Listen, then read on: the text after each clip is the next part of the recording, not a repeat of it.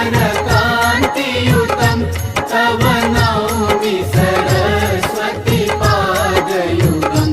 कनकाब्जविभूषितभूतिपदं